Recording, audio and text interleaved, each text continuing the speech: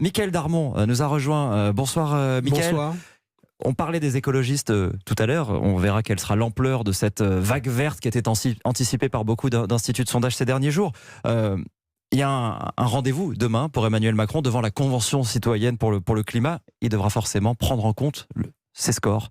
Non seulement il va effectivement prendre en compte ses scores, puisqu'il devra annoncer quels sont les arbitrages. En fait, c'est plutôt la Convention citoyenne qui va venir à l'Élysée pour donc être reçue par le président de la République. Il va donner ses arbitrages sur les 150 propositions qui ont été votées par cette Convention citoyenne. Bien évidemment, ça va s'inscrire dans la lignée de la soirée qu'on est en train de vivre, mais également mettra aussi en lumière les contradictions des alliances qui ont été passées souvent dans les villes entre La République En Marche et LR pour contrer les Verts parfois sur des alliances locales. Donc, il faudra l'expliciter ce front, parce que c'est pas ce qui sera le cas avec Édouard Philippe demain. Et en plus, il sera avec Édouard Philippe, qui a été, on le sait, assez, on va dire, opposé, ou en tout cas récalcitrant au processus donc de la Convention citoyenne, parce que ça ne rentre pas dans son cadre, on va dire, institutionnel, politique, habituel. C'est la raison pour laquelle, très certainement, il va vouloir donc que le Premier ministre soit avec lui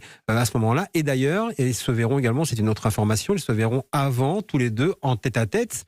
Donc on peut imaginer qu'ils vont évidemment analyser la soirée. On peut peut-être spéculer sur le fait qu'ils vont peut-être parler de ce qui va se passer dans les prochains jours, puisqu'on sait qu'un remaniement se prépare, que vraisemblablement il devrait encore prendre quelques jours pour être abouti, parfait, parce que ce qu'on nous explique ce soir à l'Élysée, c'est que le président n'a pas encore reçu, vous savez, les contributions qu'il avait demandées aux 3 présidents du CESE, du Sénat et de l'Assemblée nationale sur leur vision de ce nouveau chemin et de ce monde d'après, entre guillemets. C'est une fois qu'il aura réuni ses contributions, et peut-être aussi vérifier comment certains prétendants au gouvernement peuvent entrer ou pas, qu'à ce moment-là, on aura un déclenchement du remaniement. Donc, commence demain, effectivement, une semaine très importante par ce tête-à-tête, puis ensuite cette convention citoyenne qui va à la fois s'inscrire dans la foulée des résultats de ce soir, mais également mettre en lumière la contradiction de l'analyse générale de La République En Marche à l'égard donc de la poussée écologiste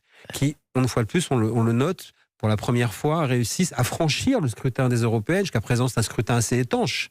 On disait toujours qu'il n'y a pas de projection du scrutin des européennes sur les autres élections. Et cette fois, et ça montre bien quand même la poussée de ce mouvement, ça franchit le scrutin européen et c'est à noter.